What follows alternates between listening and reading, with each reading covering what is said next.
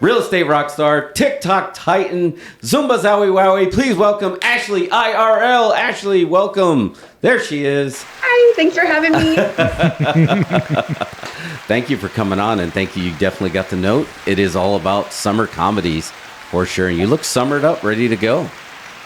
Thank you. I prepared. I was one of my favorite movies is Breakfast Club, and I was like, that doesn't work. Like, that's so clearly a winter movie. It's like it does not fit the bill. You can have breakfast any season. All day. I know. Oh, yeah, because I guess they technically were in school, which is right next to Dos Incredible Studios. You can always tell when you can't get parking. It's like, some people got detention. Man. Stop shooting on the studio location. Yes, I know. Well, I didn't say what school. They're gonna be looking for the luchador right Why is there next a to the wrestling school. ring next to this school? So actually, we had you on. It's been a little bit more than a year. We had you for our Die Hard Christmas special on there, and that was so fun. But that was before all the studio upgrades when we couldn't actually see you. So now we're just like, you know what? We got to do a gimmick where we actually can see her, because if you follow her on TikTok, actually in real life, her stuff is always pop. It gets pops out of me every time.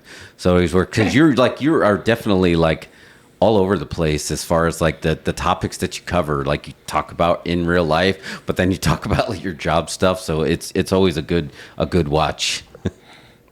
Thank you. I have so much fun with it. I love doing those videos. And I think that's what kind of shines through. You can tell you're having a good time for sure. So I was like, you know what? We need to get her on here for comedies. We had such a successful show with Rainbow Fright talking about horror in the summer. It's like, let's get comedy in summer. So here was the assignment. Each one of us was to bring 3 different perennial summer comedies that we watch over and over again or somehow reflect summer. I know, Mario, we're trying to wiggle the room. Does it mean it takes place in summer? Does it feel like summer? Does it taste like summer? And it's a little bit of all of it. So I think we're all 3 ready with our films. I'm currently subscribing to Ashley IRL. Yeah, real quick. Hold on, give me a second. Ashley, where does one get that hat? I need to know. That is next level. Because that will, Amazon. I have it in 4 colors. I love it. because that will definitely keep you shaded from harmful UV rays. To be sure. I mean, it screams summer. This is not a ski. You know, it's great. So, all right, let's go. And actually, since you were our guest, JJ, you're a guest too, but no, you're not really a guest. You're almost like a producer on this show at this point. You're a producer, researcher. I just happen to be bumming around today, and you guys, hey, you want to be a part of the show? They're like, yeah, I'm in for sure. That's not true. We booked him weeks in advance. All right, Ashley, you're going to be up first. Let's pick your first film that is your... I couldn't come up with a gimmick for this. Funny under the sunny? I don't know. Fun in the sun, however you want to do. Fun in the sun. Let's go. Yeah, let's do that. Fun in the sun. Number 1, hands down for me, is Super Troopers.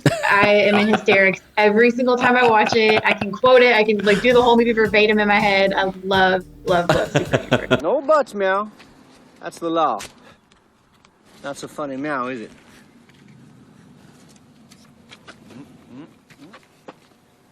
Meow. Can you ever listen to somebody order a cheeseburger at fast food and not think that it's for a cop? It's like, why'd you say it was a cop for? Don't spit in that cop's burger. No doubt. Super Troopers probably has the greatest opening scene of any movie ever, right? Like, is there a better opening scene you can think of? I mean, are we talking about that right we now? need to get to Canada, huh? I almost made it. So that was so that's Broken Lizard, right? So Broken Lizard, I really thought like after that, so they did another summer movie, Club Dread, right? But Super Troopers really did just hit on all the marks, stand the test of time. If you talk to anyone, it came out in 2001, but again, you could go back and watch this over and over again. And I think that's what really institutes what a summer movie is. Like, can I rewatch it over and over again when I refuse to leave the house and I'm hiding from the sun? And it hit, I feel like a lot of people as almost like a slow burn because the first time I watched it, I was like, this isn't funny. This is so dumb. And then the third time, I was like, no, I get it. I get it. This is so funny. Oh, that's perfect. Let me give you the proper. So, Super Troopers, 2001 American comedy film directed by Jay Chandra. I don't know how to say his name. Chandahar. Chandahar, and written starring a Broken Lizard comedy group. For Fox Searchlight, they paid $3.25 million for distribution rights, and it grossed $23 million at the box office. And then a sequel to Super Troopers 2, which was a long time coming, got released in 2018. How did you feel about the sequel, Ash? The only thing that's really stands out to me in the sequel is the scene of Farva dry swallowing M&Ms, like not chewing them. It's the only thing I can really remember. That actually seems like some kind of like online challenge, right? We're just dry swallowing. God. Like with his weird like F you about everything attitude, he's like, I'm not going to enjoy these. And he just I don't remember that part. No, did you guys see that? What was your first experience with Super Troopers? Was it at home or was it a theatrical experience?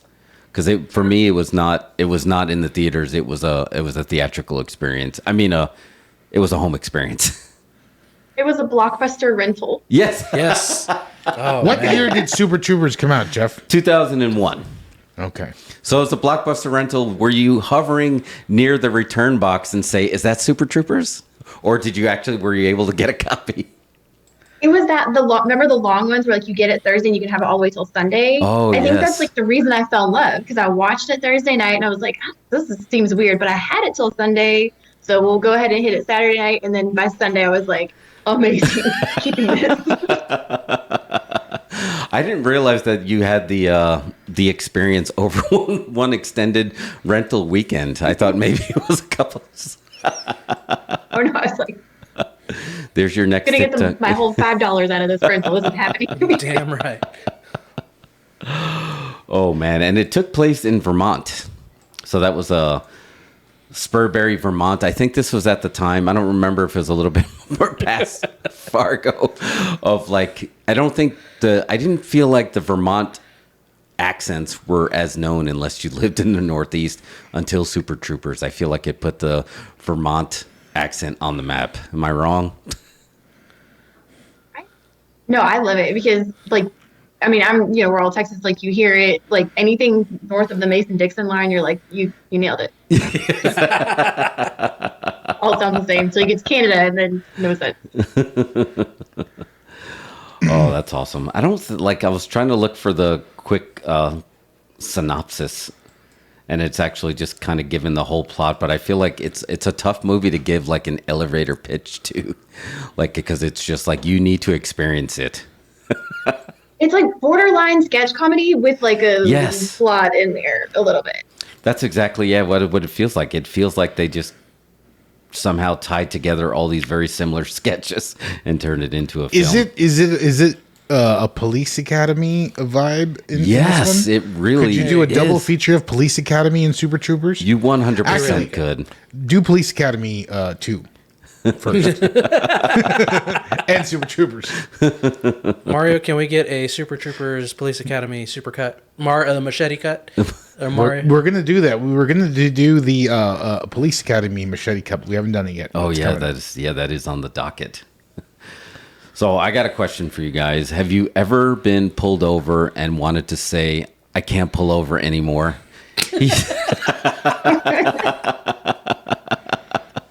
He's already pulled over. He can't be pulled over anymore. Do you think that either the cop's going to give you a ticket instantly, or kind of like if he's kind of in, he's like, "Oh, I saw that movie. Get the hell out of here." It would be worth the risk to say it. Absolutely. Because to me, those are the two. When you say Super Troopers, those are the two lines that I instantly pop in my head. I got a cheeseburger. It's for a cop, and he's pulled over. He can't be pulled over anymore.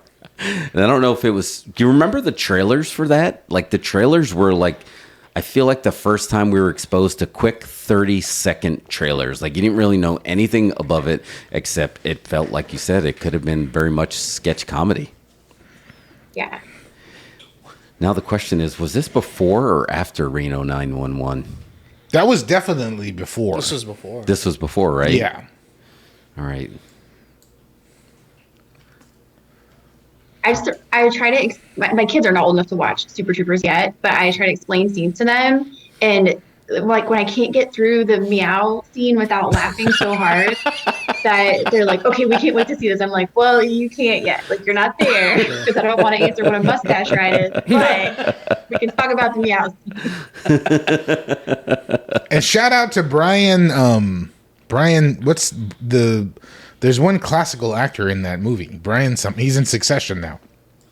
Oh, yeah. Brian Cox. Brian Cox was in that, yeah. He's like a classical Shakespearean actor, and he's in that movie. They brought him in just for the cred to play the captain, which is legit. You always want a solid captain yelling at the troops. Yeah. Because his anger is real. When Farva does the soap, he's like, give me the goddamn soap. And he fights it.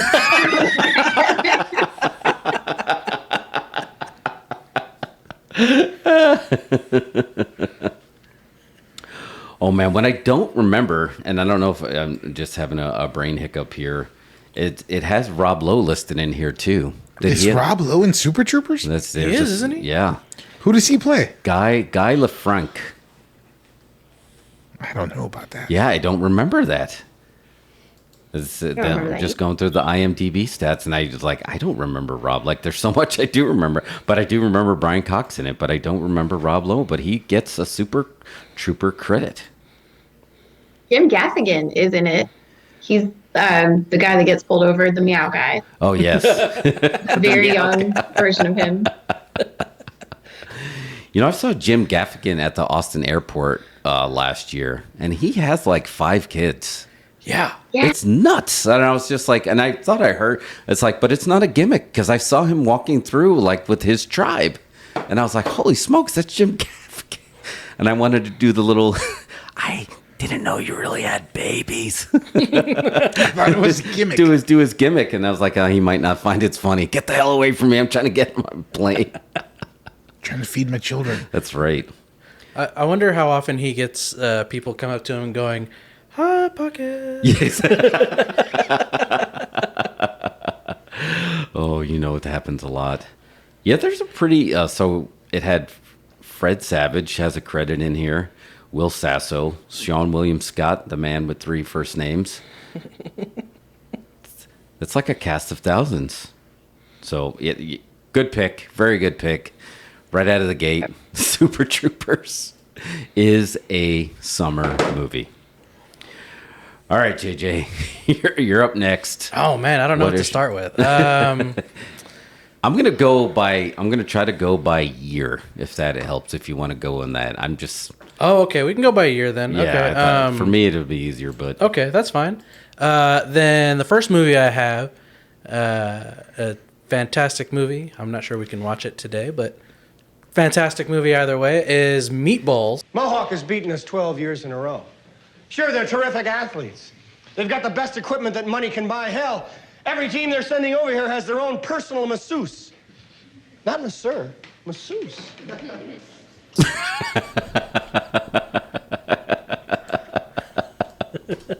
just thinking about it, just Yeah. laughing because I was Just- just like, yeah. I was like, what are the chances that Giphy's gonna have a GIF about Meatballs the movie? And of course it did. It delivered. So let me get this falls in that very magical time in Hollywood, which would have been considered comedy, but now it would be considered crimes. Yeah, most early 80s comedies are sex crimes. Yes, 100%. Or at least a sex pest. Yes, yeah. So wow. So Evidence reel. So Meatballs just barely missed that 80s cutoff. It was a 1979 Canadian comedy film, which it felt like because the Canadians loved their camps horror, so I'm not surprised that they snuck in a camp comedy. But did you know that it was directed by Ivan Reitman? Yeah. I thought it was Harold Ramis. For some reason, I'm always confusing the two. Like, I feel like those two, for some reason, are just forever linked.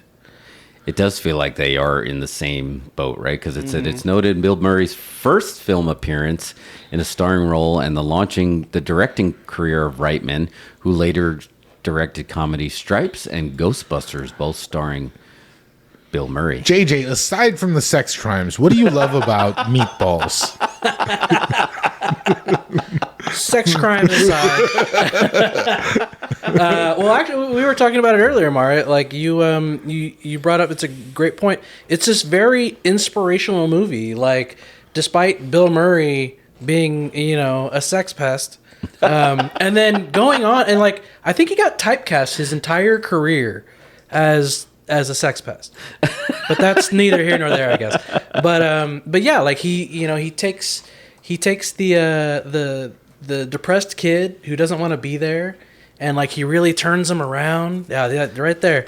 And he really, he really like makes him believe in himself, and he helps him along during summer camp. And Kid's insecure. He doesn't have any friends. Right. And it's just like this really heartwarming thing, surrounded by, Bill Murray and, going after, at least it was one woman, like he really had feelings for her. Right. It's just the way he goes about it is very creepy.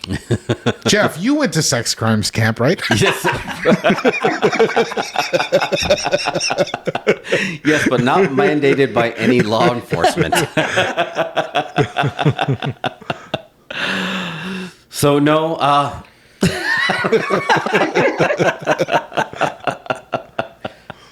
it was a different time for sure. It's funny. I was talking to somebody on Twitter today, and they're like, "Oh, I had a dream. I was at a camp, and there was a bunch of like ripped up condom wrappers and glass and some confetti." I was like, "Oh, you must have dreamt you were on the set of Meatballs." But yeah, like that movie, take the creepiness out of it, and that movie could have come out during that time of like the mid 90s, when like Disney was dropping all the best summer kids movies. Yeah. And I mean, I love it when they do when they have the field day and they're kicking ass at field day. Yeah, exactly. Using their minds, not their sex crimes. Thinking with their big head. That's right. There we go. Exactly. That's the one. And when Bill Murray does that, it just doesn't matter speech. I mean, come on. That's such. I was like, man, I'm going to use that in my life. It just doesn't matter. Yeah. You're absolutely right. There's no reason that you wouldn't. The title Meatballs itself sounds like it would be something on Disney. That would be the ultimate prank for somebody who's about to quit the company. Just like I secured the rights to a kids camp show called Meatballs. I'm going to set it to air, just lock the door, and then walk away, and hilarity will ensue. Meatballs has the one guy. This was a thing in the 80s, whereas if you were a fat guy in a movie, you were always eating candy bars. You're You always just had candy bar chocolate all over your face. You're right. Yeah. And they had the hot dog eating contest. Yeah. They did. Yeah. Oh my God, you're right. No mustard? And it's always they have to have an eating contest, and he's got all the stuff on his face, and his shirt's all dirty because he's got crumbs and sauce and everything. Yeah, like it's just yeah, you're right. My summer horror movie actually involved a camp just like that too. Remember, it was Friday the 13th Part 5. And also he was eating candy bars and he had chocolate all Why over. is that was just the thing? What's Nate. the It's deal like, with that? if you have a fat guy in there, he's eating candy bars all the time. It's like, why are you Can't doing control this? himself. Hershey's. It's summer. almonds. It's just going to melt and it's just going to get everywhere. So yeah, that was, I mean, that's a pretty big claim to fame because Bill Murray definitely, like you said, was a little bit typecast after that. His name was Tripper, right? It was Tripper on that. the kid that he was trying to inspire from that was just coming a little hot off of My Bodyguard with an early Matt Dillon. That is the kid from My Bodyguard. Yeah, early Matt Dillon. So he was definitely the kid that they were choosing that just wasn't ready, whether it was to move to another house or go to a sex crime camp. He just wasn't ready. And you just need people like Matt Dillon, who there will be a callback to that, but to get you ready for that. So yeah, to me, and Mario, you called it in the very beginning. When you think of what song kind of reminds you of summer, and the first lyric is "Are you ready for the summer?" Oh yeah, is in Meatballs. Yep. That song, that's a banger. Yeah, it is totally a banger. You guys ever watch on Nickelodeon back in the day, Salute Your Shorts? Oh, weren't you saying summer my camp? God. Salute Your Shorts is Meatballs for Kids? Is Meatballs for Kids. 100. What does Meatballs mean anyway? Why did they call it that? Jeff, is this an East Coast thing? It might be an East Coast thing because I remember Stallone, Thunderlips called Rocky Meatball. It was it was a little bit disparaging. Wait, is that? But that's a racial slur. I was gonna say, is that an Italian slur? Maybe, I don't know. We're about to get Meatballs canceled. means a bunch of guys who do sex crimes. Oh man, actually, I saw you light up when you talked about Salute Your Shorts. You watched Salute Your Shorts? I could probably still sing the entire theme song. Like, it was so memorable. Really? Oh yeah. I don't remember. That's- I remember the title because it's a fantastic title. It is a good title. Yeah, I want that to be the I'd log watch line. that show if it came out today. Yeah.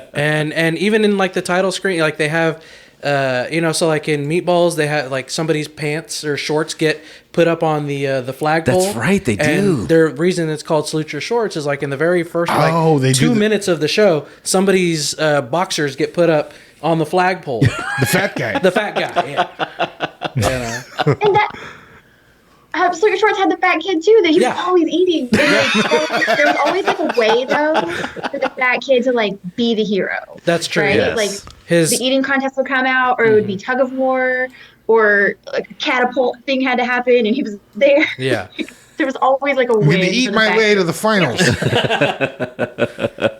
And his name is the greatest name in TV history, Donkey Lips. That's terrible. That's terrible. What the hell? It had the beginning with like, remember like the Full House beginnings where always like you just had like the character for a second. Yes. But this had the one where they were all singing the song separately and they would screw it up or they would like be into like that intro was just fantastic. Oh man, Yeah. Salute your shorts. I gotta find It's on Paramount Plus, just in case anybody. Not sponsored, but it is on Paramount Plus. Sign up for Walmart Plus, you get it for free. Brought to you by Walmart. Yes. Was this before or after Hey Dude? This was at around the same time as Yeah, Hey it was Dude. around the Hey Dude. Yeah. The Hey Dude was another summer show. When Nickelodeon was putting out those kind of bangers, like just The afternoon bank. yeah. Yes, like That was the like 3 p.m. to 5 p.m. place to be because you had all that like Hey Dude, Oh, yeah. California Dreams was Oh there. man, California Dreams. Oh man, I just nostalgic hard. oh man, the pattern is they're just shipping kids off to play. It's like we can't do them to another camp. Just send them to a dude ranch. A dude ranch for real? Yes, it's gonna be. Yeah. Hilarity and It's a little wild and it's a little strange when your And home is always out on the one range. slightly unhinged adult in charge. Like Yes. running the whole show, but like they're so easily manipulated. And kids are just like inmates run the asylum on all these shows. They're so great. Yep. Which was started originally by Bill Murray and Meatballs. Exactly. Like the it just- unhinged guy is the one that's running stuff. They just pulled directly from Meatballs. Yep. Oh, that was awesome. Good pick. Good pick. All right, Mario, you want to go? You want to go? Sure, I'll go. I'm surprised that this one didn't come up sooner. Or, I mean, we're at the beginning of the cycle here. But, I mean, there's this. I think that this movie just screams summer. It's a classic summer. Maybe it's a cliched summer movie. Who knows? But, I mean, I've got to go with the original Vacation. Sorry, folks, we're closed for 2 weeks to clean and repair America's favorite family fun park. Sorry.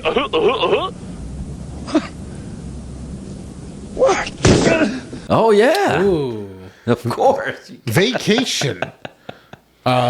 Like, I mean, it's got all the elements, and it's like, I think if you read this original story, I think it was like a National Lampoon story. It's a lot dirtier. I think it was written by John Hughes, right? Yes. It's a lot dirtier, but Vacation is it's rated R. It's a rated R family summer movie. It was. I love this movie. This is Chevy Chase at his peak, and I think Chevy Chase at his peak was like the funniest person who ever lived. Am I wrong about that? No, I don't think so. I mean, I he's mean- got a crazy reputation now, but back then, obviously, yeah, he's got a reputation for being a jerk, but I mean, there was no one funnier at the time. he just could not miss. He could not miss. He was great. And what his whole gimmick was just being straight laced until he completely loses it. Right. Right? And he's cursing at his kids. Yeah, Vacation, man. That's my first summer pick. If you are not whistling zippity doodah out your ass, you don't know what vacation is. I think you're all fucked in the head. There was so much stuff that like you don't know. Like, and actually, you're talking about earlier, like trying to figure out when's the best time to introduce your kids to this stuff. But let's face it, we were probably introduced to this stuff way too young anyway. And it's like, sure. and it took a little while before we, like years later, like, oh, I just got that. Yeah. That's pretty dirty. Oh, yeah. Like he eats a urine sandwich and he robs a gift shop. Halfway through, we're not even to the end. Then he like takes Disney World hostage with John Candy, right? And Yes, there's like a darker ending where he like kills him. I didn't know that. They probably had to cut that because they already tied the dead grandma to the car. The dead grandma and the car. The dog foreshadows the grandma. That's right. It's good writing. I forgot about the dog. There's no way the people would accept that. You'd have to do it in reverse nowadays. People like grandma had it coming, but the dog. Yeah, no. Yeah, I completely forgot about that. There's no way you can't drive to the Grand Canyon and not think of that movie. Yeah. All right, you gonna take it in? All right, let's go. And again, speaking of like too early for exposed, one of the ones that really sticks to me was just like, well, we got to see topless Beverly D'Angelo in the family summer movie. And then they were under the blanket. Yeah, she was topless. And topless Christy Brinkley, right? Yes. Yes. You got both. Bottomless too. Her little butt. Oh, that's comes in there, right. too. How did we Solid get this to family be a entertainment. summer movie? Like a family movie, like a family movie is really Families I love remember it. watching it with my family. right. But Jeff, you were different. Amazing. You watched Faces of Death at lunch. That's true. It was a little bit different, but I just remember the scene just like, where's mom? I'm under here, kids. Go back to bed. And he had her panties on his finger. And I was just like, what is that? I think this creates classic summer vibes. You should check it out. Why not? Why not check out Vacation if you haven't seen it, or if you have seen it? No, this is Just, this is definitely one of the ones that you just You got watch an early over appearance and over of again. Anthony Michael Hall, one of his earliest appearances. Yeah. You've got Uncle Eddie. And Chevy you get your Chase. first introduction to Uncle Eddie. Uncle Eddie. Right, It's the first Randy- appearance in this one. Yeah. Randy Quaid in there. Yeah. Because speaking of weird, awkward stuff, that was one of the jokes that I didn't get till much later in life. And then you're like, oh no. When it's just like, I French kiss. And it's just like, yeah, but my dad says I did it best. And I'm like, well, I just got that. What the hell? How did that even get past the like standards and practices would not approve of that? And that's Jan Krakowski, right? From Yes. 30 Rock. That's fame. right. Yeah, she is. Jenna Malone from 30 Rock. Lots of when she was early little. cameos in this one. Drugs and then shit. Again with the crimes. Like Yes, it's consistent. exactly. It was so awkward. Yeah, in the 80s, sex crimes were comedy. Yeah. That's just the way it was, I guess. I mean, I don't know. That's really hard to pick like what your favorite scene in that movie is, but I think for me was the awkwardness of him trying to explain to Rusty why he was swimming with Christy Brinkley in the pool. It's like it's a pool maid. It's a pool maid. It's like what? It's like just the awkwardness because you can tell he was totally just improvising that. There was no lines, and he was just trying to figure it out. Just like we all saw you, Dad. And the white shoes that have Have you guys owned a pair of white shoes like that? Raise your hand if you own a pair Not of white like shoes. that. Not like that. Just to have them on the shelf. I mean, you're not necessarily going to wear them out. But actually, I don't know. Actually, I may have asked you this. I don't know. Remind me if I did. Mario, we definitely talked about it. Is what vacation is more popular? The traditional National Lampoon Vacation or Christmas Vacation? Christmas Vacation 100% is the most popular vacation. Really? Yeah, for sure. So you think it actually agree with that? Did it take the lead? I politely disagree. I think summer vacation does it. Summer? Yeah. And I would even almost go because I like a little different time zone, but like the Vegas vacation, equally hilarious, equally quotable. Now that's one I haven't seen in Vegas a long Vacation is hilarious. And I just use it in one of our shots. But yeah, anytime I got a credit card with someone's name that's not my name, I'm like, thank you, Papa Giorgio. Mr. Papa Giorgio. Mr. From Papa Yuma, where I Giorgio. work in software and That was the first vacation to not be National Lampoon's Vacation. It was just Vegas Vacation in general. Rainbow just chimed in with her picks. She's got some summer comedy Oh yeah, picks. let's see those pics here. Here we go. She got White Men Can't Jump. Excellent film. Oh wow. Excellent film. Yes. Like that's like an art film to me. That is art. Yeah. Little Miss Sunshine, also like the king of the indie films, honestly. Like the best indie film ever. And The Sandlot. I've never seen The Sandlot. You've never seen The Sandlot? I've never seen The Sandlot. Wow. No, this you've we're not turning this raised into in a America? Sandlot watch party. That is right. I was never drawn to see The Sandlot. I don't I'm know. surprised. Nope, shut it all down. We're It turning is this into good. a Sandlot watch party. I mean, that was the whole "You're Killing Me" Smalls shirts and Logan. I know was- that's from there, but I've never seen the movie. Wow. And then him walking along the pool gif. That's a pretty big. Oh, Rainbow coming in hot with those picks. Those are great picks. Great picks. They're doing a remake of White Man Can't Jump. It's out on Hulu. They turned it into a series, It's a which whole is series? crazy. It's a It's like a series? series. Come on. is it funny? I don't even know. I don't even know how you can do that movie again. Same universe? Is it Woody? It's not. No, it's new actors. New actors? Oh, Yeah. that's right. Reboot. Yeah, I guess. I don't know. It seems it's like I don't know. They're farming for IP, I guess. They must be. Yeah. But yeah, I'd say out of those Whatever. three, Your mother's an astronaut.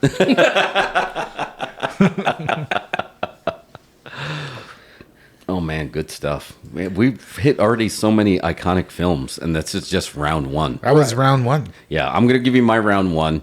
Mine's a little bit on the nose, but talk about movies that you watch over and over again. I remember I was actually living with my grandparents in Puerto Rico, and we just had the VHS, so I watch it over and over again. And that's Summer School.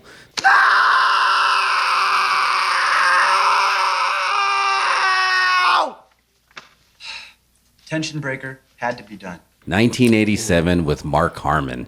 Holy smokes, that what a movie. Just watched it over. And weirdly enough, I think my love of like Texas Chainsaw Massacre came from the character Chainsaw in there, because I was like, I didn't know who Rick Baker truly was until he started talking about it, and he started doing some research, and like, oh wow, that's like a real makeup guy. But to me, it's just like Mark Harmon was just coming off of, what was it, St. Elsewhere or something, but he was like going to be the next big thing, huge movie star, and he came out hot with Summer School. And to me, I don't know, Freddie Shoop, it had Christy Brinkley, not Christy, jeez, it was just on my, Christy Alley in there. Kirstie Alley. Kirstie Alley was in there so well. And then we had early Courtney Thorne Smith, for all you Melrose Place fans out there, was in there. So it was just something about it. It just worked so well. And a lot of the jokes they probably gave away in the trailer, but it still worked well. Like, hey, the guy comes back to take the test at the end of summer school. He's just like, hey, you're in my class. You haven't been here all summer. I remember I went to the restroom. Where were you? My zipper got stuck. So it's like, what? Here's the true test of And he any still has the pass. Yeah, you still have the pass too. It's perfect. smart kid. Here's the true test of any 80s comedy. Is there any sex crimes in this movie? Is there a meter for that? I don't know if there. I don't think that this one might be clean. Is there any age There's some age inappropriate stuff. Well, Courtney Thorne Smith was definitely trying to get with Mr. Shoop, and he made sure that That's right. He stiff armed her. So I think we started to teetering away from that. Yeah. There was definitely crimes of grammar, for sure. Because the line that still sticks with me, if I ever hear anybody say "you and me," is like they're as smart as you and me, you and I, all of us. That, but here's some cool facts. It was directed by Carl Reiner, which I did not know. So I mean, we got Hollywood royalty, and music was composed by Danny Elfman, whose name just keeps popping up in all the movies. It is an excellent film, in my opinion. Yeah, it's so good. As far as summer school movies go, it's probably the best. And how fun was it? Just like you just wanted to have that teacher that said, "I'm going to grant you one wish if you do your work." And they just did the screen. They went on the go-kart rides, right? And they had the screening of Texas Chainsaw Massacre in the class. He gave her a place to live. He helped. Seems inappropriate. Somehow the closest you got to, it wasn't really a crime, but he ended up at the male strip club because he thought he needed to go out, and that's where he went. And then he saw one of his students. "Hey, cowboy, don't I know you?" Sleepy. Is the underage boy working at the strip club? Yes, it was the underage boy who was always asleep in the class. We did get a crime then. Yeah, we got our sex crime. Yeah, at least one sex crime, but that one we're gonna pretend it didn't happen. We're gonna just have a talk with him. Yeah, because he fixed them. Yeah, he fixed them, and I just remember it had the ending that was magical. It's just like they all had terrible grades, but it was better than what they had. And he's like, "That's what I call teaching. You got tenure, Mr. Shoop." Like it made you want to go to summer school, like be a delinquent, so you could go to summer school, and hopefully you had a teacher like that who was going to turn your whole life around. It made you want to look at like how far you've come versus like what you think where you should be. Because when he does that big speech at the end and he pulls everyone's like, "You went from a D, all the way here, and you gave birth," and like he's like saying everything that they did and how far they came, and like it just feels good to like. You went from a D to a D plus. That's teaching. There's just so many lines that stuck in there. Is that your dog? Yeah. No dogs on the beach, $50. That's not my dog. That's a beach dog. Go away, beach dog. Go away. Wonder Mutt. And he's just like, what we need besides bread? And he was just eating the peanut butter and jelly with the jar. It's just all these subtle little things that just stick in your brain. And then when Kirstie Alley, that's probably one of my favorites. I still pop for when they were being so loud. And then she'd come over and it's like, maybe stick to, profane stuff with your hands. And they're like, "That's it." And it's like, yes, profane gestures instead. That's the yeah, exactly. And they just started doing it all. And they really milked that to the end. R.I.P. Kirstie Alley was great in that. Is she dead? Yeah, she passed. Oh, man, I had recently. no idea. Yeah. But she was so good in that. And the whole thing of just like asking her. Is Shelley Long alive? Shelley Long still doing it, isn't she? Yeah, I believe she still is. What about Ted Danson? Ted Danson's like still got shows. He's in it. Yeah, he's just been in a show. He's like the mayor of L.A. or something. Yes, it was called The Mayor. Yeah, The Mayor. It's just called The Mayor. It's a pretty funny show. And he plays himself in Curb Your Enthusiasm, so he's still going. Yeah.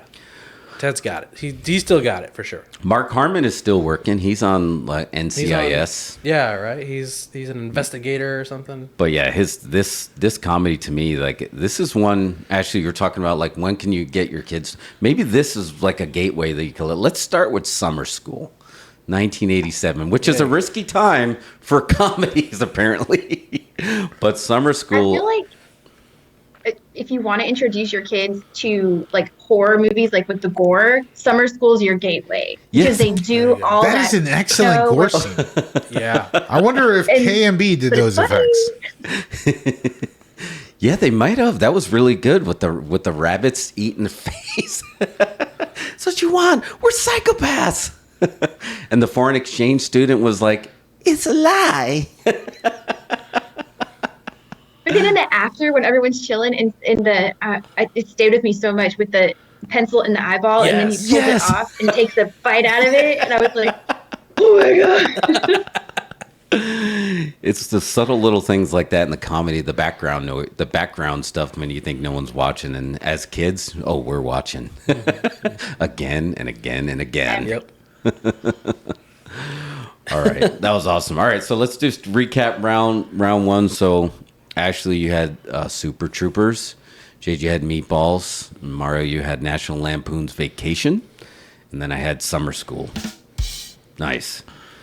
So I think we kind of expanded a little bit. Like we jumped around. We stayed in the 80s. We had some 70s, and we had the aughts. So let's go for round two. So Ashley, you are up for your second go-to summer comedy. Okay, the movie with the most F-bombs to date in a single show is The Big Lebowski. This is a very complicated case, Maud. You know, a lot of ins, a lot of outs, a lot of what have yous, and a lot of strands to keep in my head, man. Oh! Fantastic pick. So good. Great pick. One that came out in that 90s renaissance of films that I would say that when you watch these films in this time period, they just got better and better and better. And you can still watch Lebowski and still get a good pop every time. Absolutely hilarious. There's John Goodman with his like always like under the surface anger, like he's ready to snap any minute, and you're like, just do it. I feel like we all know someone like that who's just like, I'm calmer than you are. Calmer than you are. And you're like, no, you're not. And it's crazy how young Steve Buscemi looked in that movie. Like I feel like he was playing just like a kid. And then later on, he's like, "Hello, fellow children." But look how young he looked in there. This was 98, 98, 99, late 90s. So this was post Pulp Fiction. So we already kind of got introed to him in that. But he did Con Air like that same year. He did. That's right. He was in Con Air. He was popping on all the films. Mm-hmm. Sidebar: I need you to tag whoever owns the Con Air rights in this segment real quick, because I demand Con Air 2. Yeah, we need a Con Air 2. I feel like the powers that be, Nick Cage is hot again. Can we just make a Con Air 2 now? Yeah. I don't care what the plot is or how long it is or who's in it or anything about it. I just want it to exist. I need Nick would Cage draw the with line that. if we try to marry it with snakes on a plane. I think we really have a definitely goal not. here. Yeah. I just need Nick Cage with that southern accent again. Nick Cage with the southern accent doing karate. And just like saving people and just being an all-around good guy. I missed that. Con Air is, I demand Con Air 2. Please tag TriStar Pictures.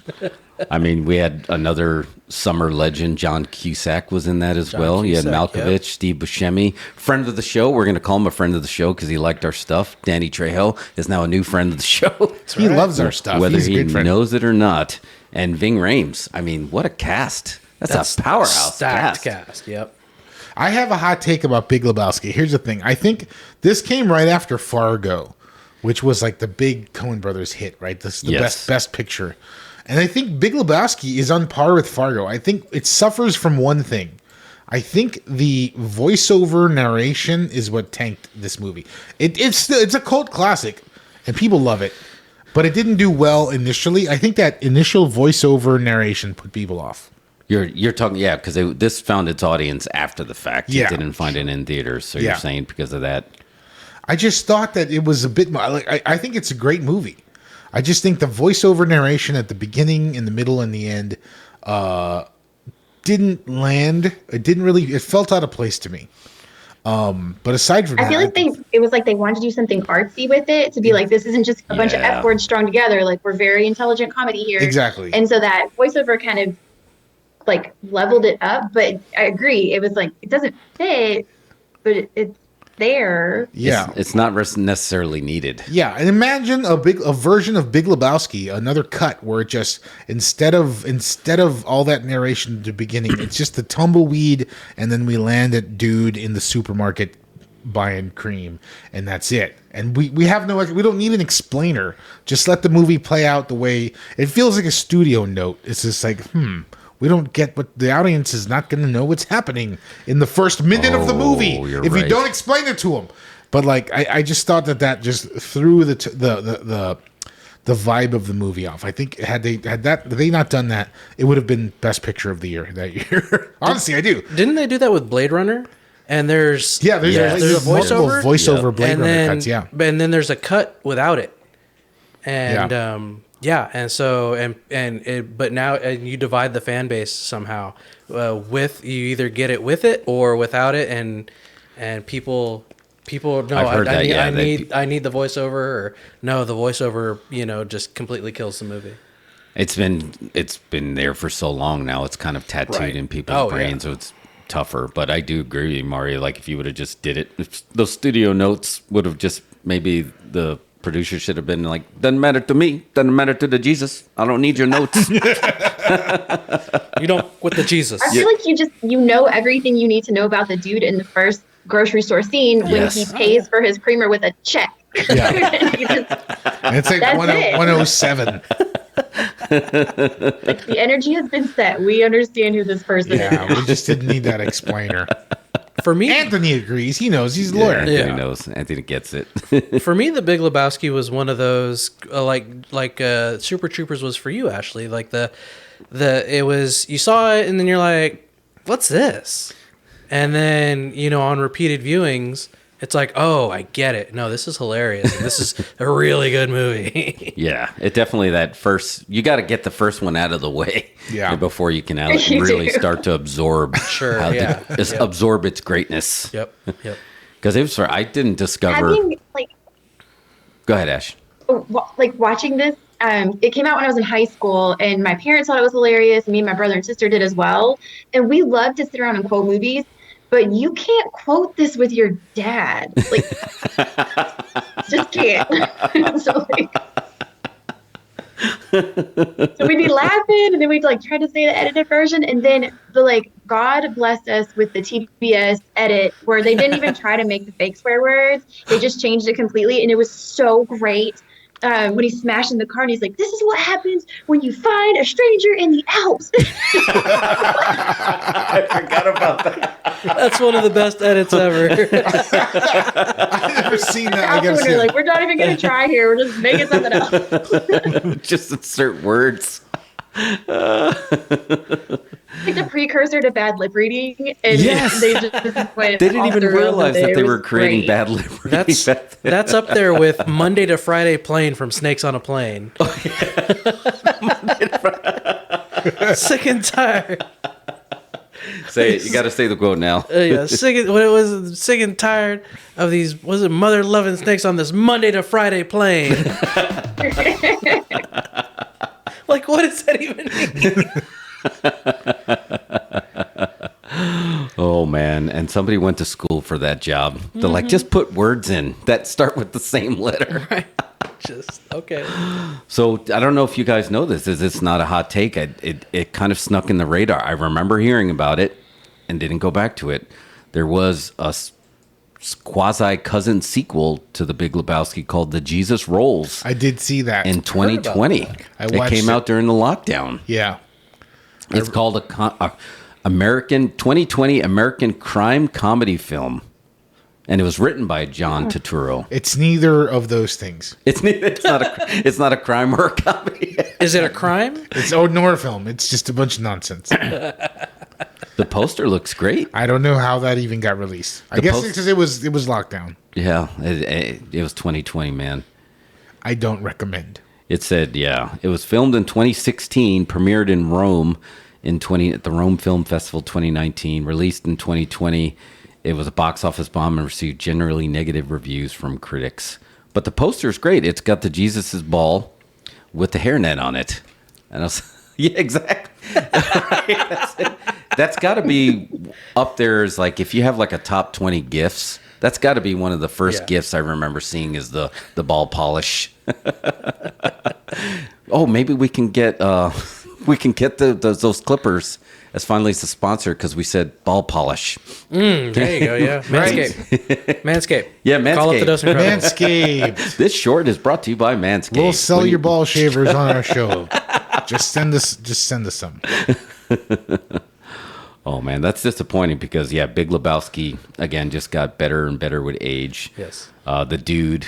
I think you can even just say The Dude, and everybody knows. Everybody knows Jeff Goldblum, Jeffrey the Dude Lebowski. If you ever see a fancy, actually, we should be talking to you about this. You are in real estate. How many times have you said the rug really brings the room together? Ties the room together, did it not? You have to do that, and then either they get it or you just get to get a good laugh for yourself when you say it. Oh yeah, like if you're feeling them out, you're like, you get it, you get it. Okay. And when they don't get it, you're like, okay, anyway, over here. Back to this cozy kitchen. All right. Yeah. But yeah, you can't look at a red rug like that and not. Again, and we're just talking about I think these summer movies, it's because of these brainworms that just stick in your head. And that's another one. If you ever go to like PetSmart and you see a ferret and you imagine a ferret in the bathtub, you know it's going to be. You're like, oh, nice Amphibious marmot. rodent. Nice marmot. Oh man, that was classic. That entire bathroom scene is every single word that comes out of their mouths is gold. Like when he's got the head in the toilet, where's the money, Lebowski? And he pulls him up and he's like, it's down there somewhere. Can I get another look?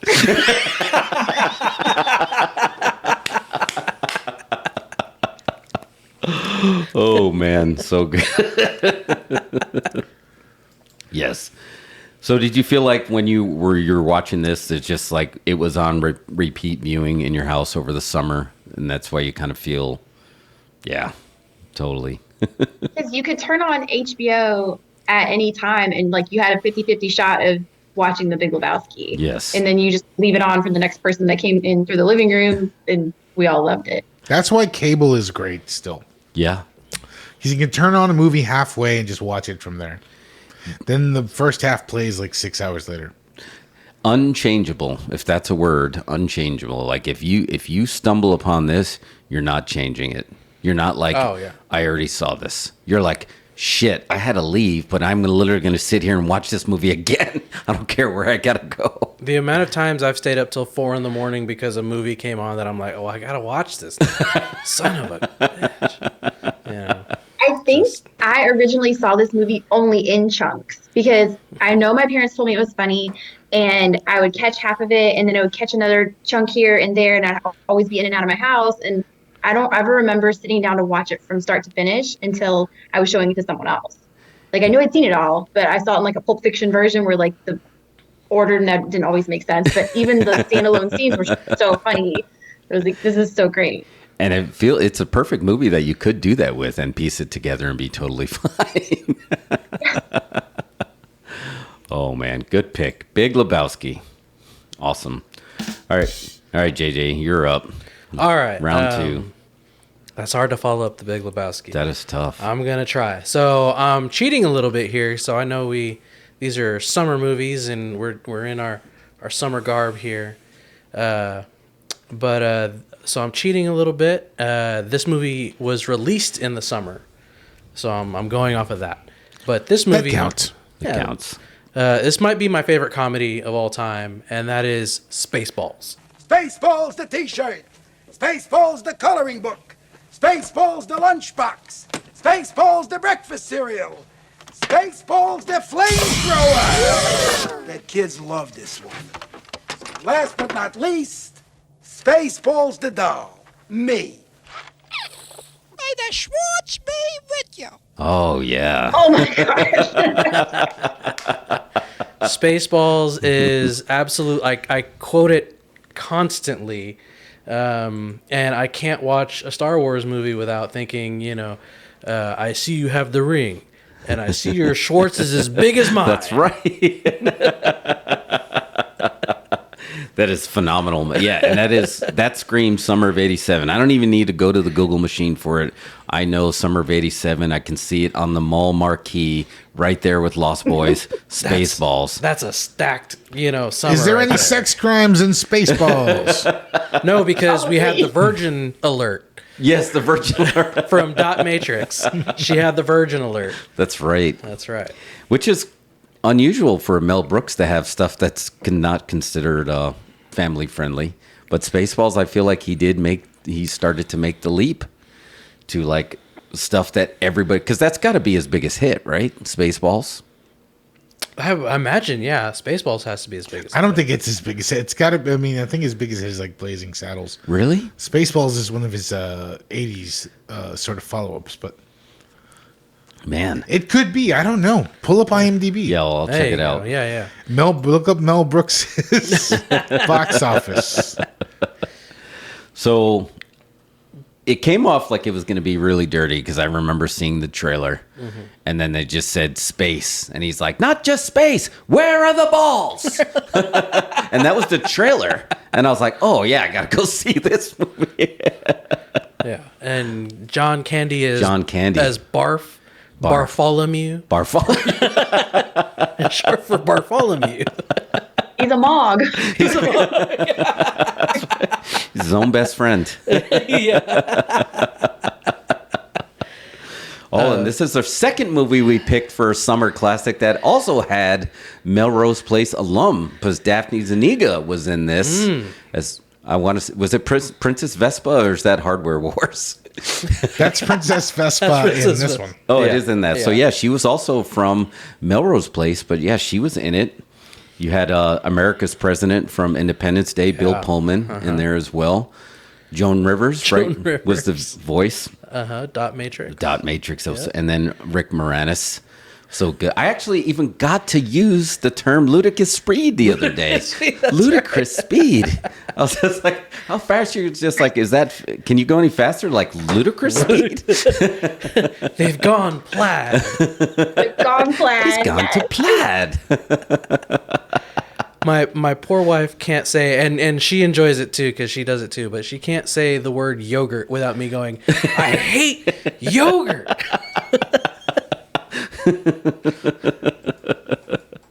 Oh, that's so good. Yeah, because Mel Brooks got to play 2 different roles in there. Oh, yeah. Yeah. Mm-hmm. Merchandising. Spaceballs the flamethrower. And what's funny about that is they couldn't have any merchandise because the only way was that George Lucas would let them get away with that movie is if they didn't have any merchandise. Why? Oh, he doesn't know Space or Balls. Why would he be able to block that? He owns Stars and Wars, not Space and Balls. Why would he have any say? Well, then I truly hope that someone has the dolls from the movie. You know, when he's like, "Oh yes, I love you." Like, if someone has those somewhere, I bet they're worth $1 million. Oh, can you imagine getting those? I didn't see you playing with your dolls again. And she was going to get married to Prince Valium, right? Prince Valium. He's always sleepy. That's something I didn't like. That was one of those like little jokes. Like it was a clean joke, but it's a little joke that I didn't get till I was older. Watch it again. I'm like, oh, that's even more funny. Shout out to Jim J. Bullock, former host of Hollywood Squares. That's right. Too close to comfort Prince fame. Valium. Oh man, no, you're right. Blazing Saddles is on 119 million, and then Spaceballs was 40 million. Wow. Producers only made 2 million. That's interesting. Nazi movies don't make that much. No, they don't. High Anxiety, Dracula Dead and Loving It, Men in Tights. Oh man, Dracula Dead and Loving It. Yeah, that's right. I loved that movie so. I thought that was going to be the match made in heaven, right? Mel Brooks with Leslie Nielsen. How can, does it get any better than that? Talk about summer comedies. Yep. You know, obviously, we did a screening. Well, I went to a screening here of Alamo of Blazing Saddles, and they had to give the very long disclaimer of just like, hey, FYI, this movie was made in the 70s. It was a very different time. So if you offend easily, we set up this area in the back for you to kind of just like go shopping, and we have free treats because you might not be able to listen to some of this. Which is really unfortunate because all of those things that will probably offend people. It's supposed to be, you know, they're taking the piss out of those people who are racist or whatever. You know, they're making fun of them. Yeah, exactly. And They were the butt of the jokes. Yeah, exactly. And Mel Brooks is letting you know that, you know, these people aren't okay. Yeah, no, 100% agree with that. Because he had Richard Pryor was originally going to play that, you know. Well, he wrote the movie. Yeah, he wrote it, right? So you knew it was coming from the right place. And Gene Wilder was, we talked about this, but that was really good. But there was that one scene in Spaceballs that kind of pushed it that you probably couldn't, the comb the desert scene. Comb the desert. Have you found it? Man, we ain't found shit. I remember the first time I saw that, I laughed so hard. I had to stop the movie. I laughed so hard. That was old Mel And you Brooks. know how the movie like holds on that shot for a little bit? It does. I know you because if you had it on VHS, just after he says that line, it holds for like 5 seconds. Like it's like applause, please, laughter, please. There's stare. Like there's like a dead. Yes, you were. That in the assholes, the major assholes. Oh, yes. And they're like, and the very class like, keep firing assholes. Like, I'm surrounded by assholes. I mean, for me, like the he turns scene. around his eyes all crossed like, Oh, he's yeah. my cousin. The scene where they do the Spaceballs, the movie, and they're watching it as the movie's happening. Oh my God, yeah. And I guess that's a joke. They're making fun of videotape and how fast movies go to VHS. I mean, that's an old joke, right? Mm-hmm. But like when they get to like that whole scene is just great. It's like, we're at now. Yeah. Now is happening now.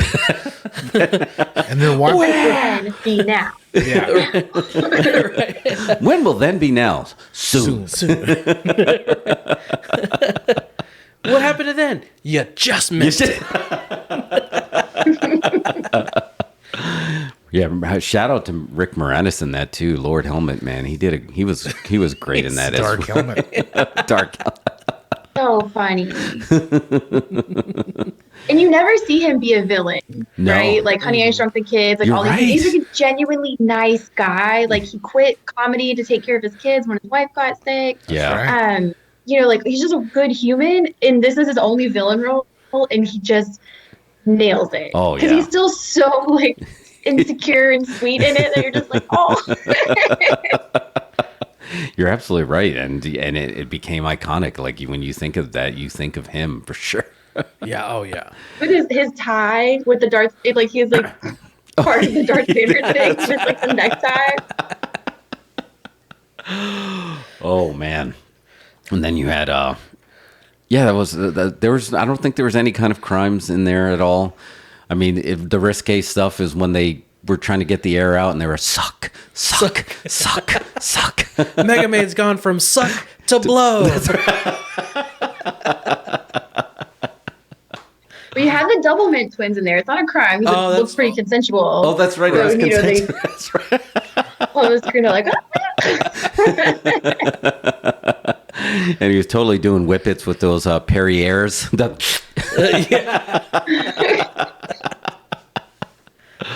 Oh man, good pick. Good. It's so great though when they warp him out into the main area and realizing it's only one room. And he's like, yeah. And like, nobody told him my ass was this big. When they put him back. And then it's just the one room. And you're like, oh my God. I'll just walk.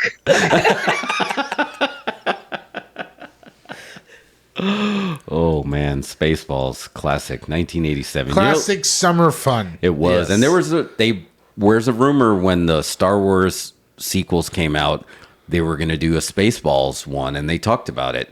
And Mel Brooks was almost okay with it, but you couldn't tell if he was joking. He was like, "Yeah, I'm going to make a second one. It's called The Search for More Money." Yeah. And I was like, that would actually be a really good title.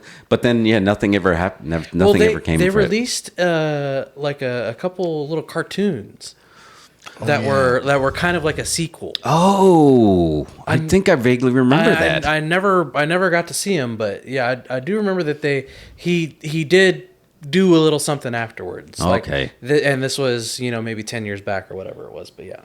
Man, that was so good. Yeah. You didn't capture them. You captured the stunt doubles. so I think that was like when you weren't used to things going fully meta. Right. And that was the meta of that, and then It is an early meta classic. it is because he accidentally hit the boom guy with his he did it. Just the little things that were good. More brainworms. All right, good stuff. All right, Mario, you're up. Okay, so I have a pick for this summer comedy rotation. Got I it. don't think people think of this movie as a comedy, but it 100% is a comedy. It's just like Pulp Fiction. People don't think Pulp Fiction is a comedy when it actually is. It's a comedy through and through. Pretty It's much. not an action movie. It's not a drama. It's not a heist movie. It's comedy. But the movie that really, really makes me think of summer is Dazed and Confused. Yeah. Yes. You just gotta keep living, man. Livin. What a pick. I mean, like, there's not a lot of overt jokes. There's no slapstick. No one's falling over. No one's getting, pies in the face, whatever you want to do. But it is a funny movie throughout. What a great cast of characters in this movie. I can't remember everybody's name. You got Rory Cochrane as the stoner. Jeremy London as sort of the average London, Joe. yeah. I forget the name of the guy here on the right. So many classic actors in this movie. You had Ben Affleck. in Jenna this movie. Elfman. Jenna You had right here. You've got Dina Martin. You've got Joey Lauren Adams, Parker Posey. You see this sign right here, Jeff? Oh, See- yep. Do you know where this is? That's the Austin Film Society That's Theater? the Austin Film Society Theater. Yes, Wow. that's right. You watch this movie, you find so many like Austin landmarks. I was going to say for you, this had a hit, right? Just being, going to school for film and then coming to Austin and being close to here. This had to hit a special mark for you. It was. It was. I mean, they hadn't gotten to the point where they're making a bunch of films in Austin. This is one of the only ones. What did we just see Linkletter do a talk on? Didn't we just see him? We saw him at the theater. I'm not sure. I don't know. We saw him for something. Anyway, Dazed and Confused, I think, while it's not a belly laugh kind of movie, it is funny. And it's one of those movies that's just, well, I mean, I think that Quentin Tarantino would quantify it as a hangout movie. Yeah. And it's a movie that you just put on and have on, Yeah. Because It's so relatable. Yeah. Very relatable. So many parts of that movie are relatable. And it's just, the vibe of that movie is nice to have in your presence. You know what I mean? Yeah. It's not overbearing. It's just chill. It's cool. You know what I mean? Yeah. Movies and music are those bookmarks in time that kind of capture you. And this when you feel this movie, you feel early 90s for sure. And it's not just the cast. Ben Affleck, Mila Jovovich was in this too. Everybody's in this. Adam Goldberg. Yeah, I think Goldberg was in this. A few people from Rent, the musical. Matthew McConaughey. Yes, right. Matthew McConaughey, one of his first big roles. Yeah. I mean, now, like, if you I read his book and, learning his history about his acting, he talks all about getting this role and how it kind of changed everything for him. And, like, his whole life philosophy now is built on this. I mean, this is right, much cooler if you did, and all right. Yeah. That was all born here. Yep. And born in Dazed and Confused. I mean, this gave birth to Matthew McConaughey to the entertainment world, and the world is better for it. I have a theory about this movie. Here's a hot take. You're going to post this on the internet. This could cause controversy. All right. I think that in this movie, I've done some work in the past, and I worked with the cinematographer of Dazed and Confused on a thing one time. Lee Daniel. Yep. I worked with him. I actually slept with him in a camper for a week. Wait. It's very important that you use your commas and your periods when you say that again. We stayed in the camper while we were filming a documentary. There it is. Anyway, I think in this film, Matthew McConaughey is doing an impression of Lee Daniel, the cinematographer. Oh, really? That's my theory. Oh. Because if you've ever met him, he sounds like Matthew McConaughey in this film. Oh, wow. That is a really hot take. That's a really hot take. He's That's like, shit, I never did this before. It's my first role. I'm going to act like that guy that's right behind the camera. Right there. Hey, what'd you just say? I can't tell you. Much cooler if you did tell me. Oh, shit. Okay, I'll use it. Use it. So there was a magazine. It was an Entertainment Weekly talking about 50th best high school movies. It made that list. And it was also ranked 10th on the funniest movies of the past 25 years list. So again, like you said, not necessarily because of the belly laughs, but it's a movie that'll make you feel good. You're not going to watch this and be in a bad mood. You're literally just going to be, it's going to put you in a chill mood. It was also another... And really have crime as well. We've got hazing. Yes. So. 0 sex crimes in this movie. Even with the theme. Right. Way to call that one back. Yeah, good. So the budget was 6.9 and the box office was 8.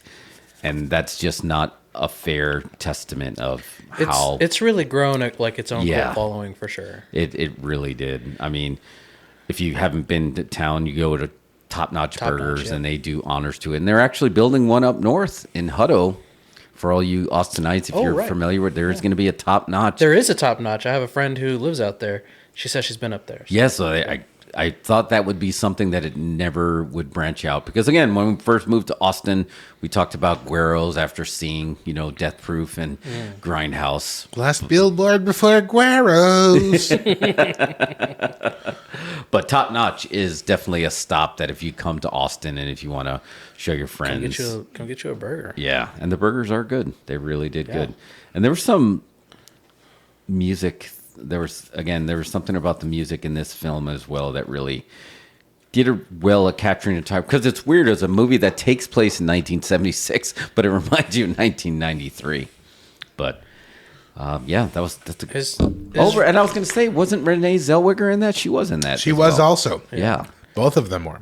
Her and Joey Lauren Adams, who are variants of each other. They are variants of each other. I remember when I first saw this movie, like I wasn't into like movies or anything, and this happened to be on TV, and so I thought this was, a 70s movie. And so I remember later seeing all these actors in something else, and it just blew my mind that they hadn't aged but maybe a couple years. I was like, wait a minute. These people were just in a 70s movie, and it's like 1997, and all of a sudden, what? Oh, that's awesome. And there's did y'all have anything in, like, if you grew up in a smaller town or like a high school, like something that the seniors did to the incoming freshmen that was like similar to this movie? You know how they make the girls like fry like eggs they do like the whole thing. The town I grew up in, they would, if you didn't shave your head as an incoming high school freshman, the seniors would fine you and shave your head for you and your eyebrows. What? Oh my gosh. You had to shave your head? So on the last day of 8th grade, all the boys went and got their head shaved, or else, because if you didn't do it, they were going to do it for you. Wow. And the women had their heads shaved as well? We were fine. Was there anything for like the girls who were graduating 8th grade that they had to do fry like anything like no? It was just the boys. Just the boys. Like, and it was one of those things that like it was the most normal thing ever because you grew up with it. Right. And you just knew every year every 8th grader had to shave their head on the last day of school, because if they didn't, they would also lose their eyebrows. Did you have a similar thing, Jeff, at your high school preparatory? It was more about physical violence. That's true. Than the head shaving, for sure, is a little bit more. You just get the crap beat out of you. I had a thing that we did at my high school, and I'm going to bring it up. Jeff, don't turn this into a short. I mentioned this story one time at another place, and I had to talk to HR afterwards. But it was a shoot. It was a real thing. This is just what we did. This is how the seniors would raise money for the prom. Basically, for the seniors to raise money for the prom every year, we'd had a slave auction where they would auction off the freshmen to people. Yeah, it's just a real thing. Yeah, I mean, I don't know. Back to sex crimes. And it was just, I mean, nobody got sex crimed in this one. It was just race crimes. But like basically, so you'd go in the gym, everybody was on the stands, on the high school bleachers, yelling and screaming and hooting and howling, and you just run through all the freshmen one at a time and auction them off to the highest bidder. God. And it wasn't like you didn't make them like do things. You didn't make them do anything. It was just like, it was harmless racism. It was just like, You'd get the kid's your slave, and you put a funny costume on and make him carry your books and bring your lunch. You couldn't. Nobody even thought to do anything so cruel to them. You know what I mean? Yeah, it was a long time ago, but it was a slave auction. These kids and their slave auctions. But that's how they would raise money for the prom. So I need to know, Ashley, like, is this still a thing from your hometown? Like or when's the last year that the shaving heads thing happened? I need to find out because I need to know. I need to at follow some point, up. somebody's mom is going to step in, right, and be like, "We're not doing this anymore." My school still does the slave auctions. No, I'm just kidding. Ashley, put that up on TikTok. I just followed you, so I need to follow up. Okay, all right, yes. Oh man, yeah, we'll leave that one off. The only thing I can think of is I do remember the football players who had ample access to Ben Gay, which you'd be calling Icy Hot now. And yeah, the same thing that happened in Revenge of the Nerds, that happened in there when they made but they did it in person with their hands. The whole thing was they just reach your hand in and then they swipe up like a credit card. Yikes. So I do remember rolling under the bus with two guys trying to hold me down. So yeah, that was a thing. My God. What were we doing back It's way more violent than mine. We have all these great comedies, and we're out here committing these slave auctions and crimes. Should have been watching VHS. Yeah. Suddenly, video games don't seem so bad. Right? Yeah, exactly. Was that just point. Anyway, so Linkletter nailed it with that one. He did. He really did. Again, and he created a timeless, like that stamped a certain that 90s period. This is in that same bucket, right? When you talk about Quentin and Robert and Kevin Smith, Linkletter falls in that bucket, right? It was just a little sooner, but he was ahead of them. Honestly. Yeah, he's like in the Spike Lee group. He definitely primed those pumps for sure. All right. So well, my sophomore year of college, that photo was me and my roommate's Halloween costume. We went as a group as the senior girls from Dazed and Confused. Oh, that's awesome. You still could do that. And people, especially here in Texas, and they would get that. Oh, yeah. Oh, yeah. Whistles and everything. That's awesome. Awesome. All right. I am up. I don't know if I'm going to make this any more politically correct with this with this choice. And believe it or not, it was 1998, this choice. But I got to say, There's Something About Mary as one of my favorite summer movies. Is it the Frank or the beans? Break some veins! Break some veins! And I remember going to school in Florida and just like, we had already seen, Dumb and Dumber. And actually, I preferred Kingpin over Dumb and Dumber. I thought Kingpin was even a little funnier. But then when Something to Mary, it almost felt like what Mario, you would say, like they were trying to take it like a more artsy, serious route. But they didn't.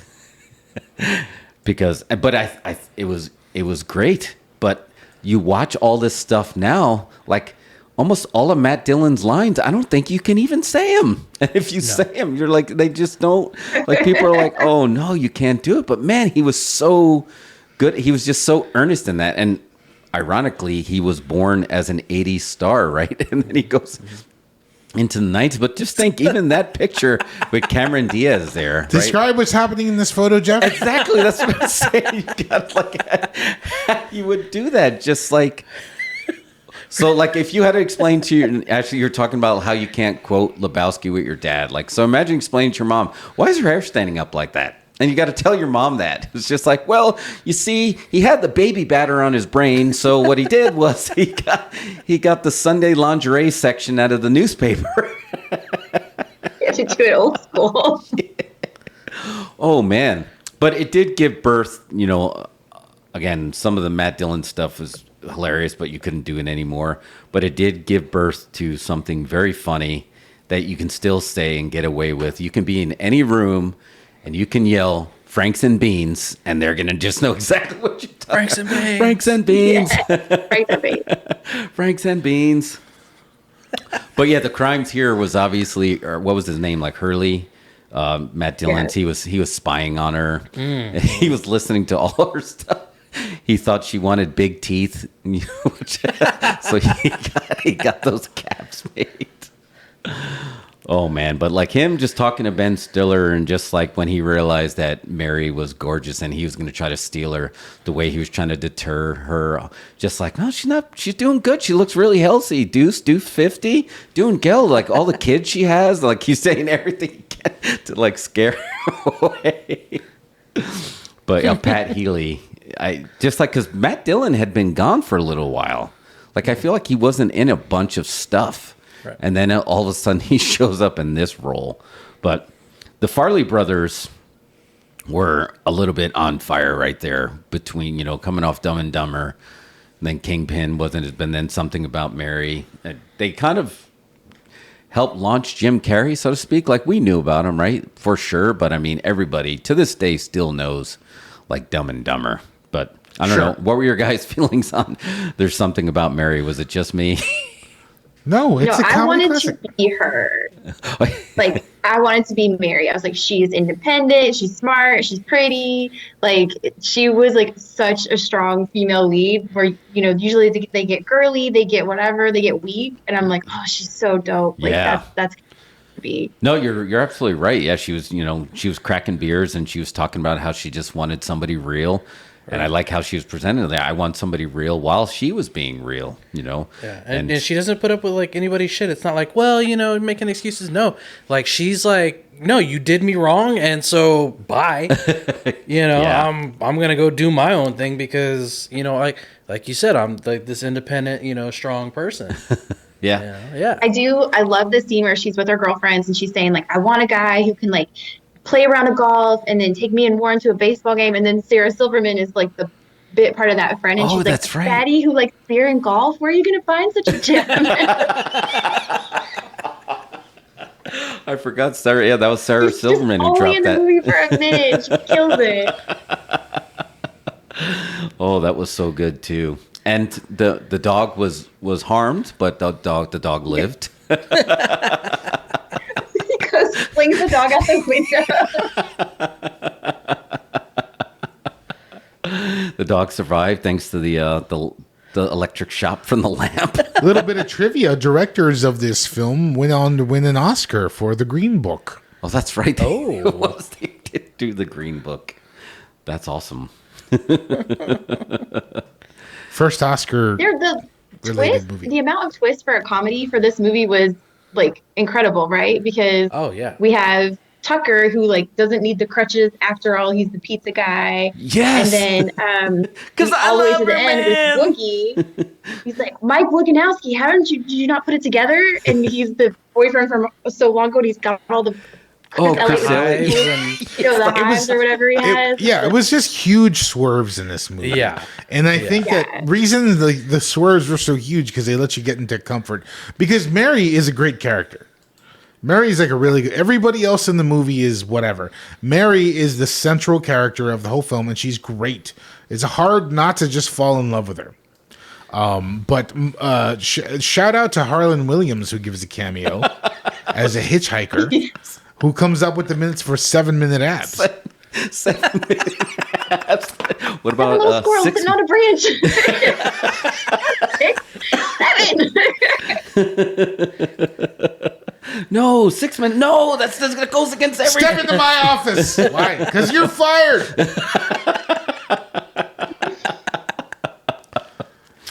Oh, and who is it that plays Mary's dad in the flashback? Because he also Keith David. Keith David, yeah. Mm-hmm. Is it the beans or the Franks? How'd you get your beans above your Franks? Yeah, he was great in, and that was Marky Post as the mom, right? Marky Post, rest in peace, man. Yes, she's dead from now. Night Court. But that was good. Yep, R.I.P. And I don't think we see it as much here because down south, when you're driving, you go.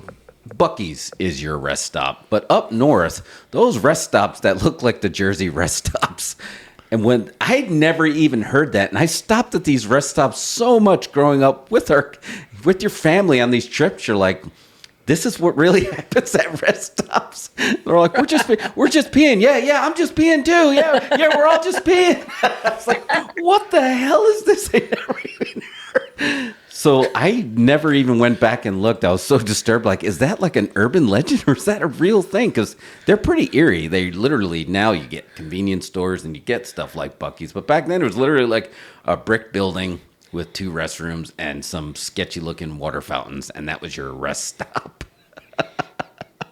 I'm not going to tell you how I've heard these things or why I've heard these things, but these are apparently not just urban legends. These are real things that happen. Apparently, in my hometown, at some point they built this new park, and it became the spot where that scene could happen all over again. Oh, really? Yeah. And I was like, well, okay, that's I'm gonna avoid that park. Oh, what if you're really tired though?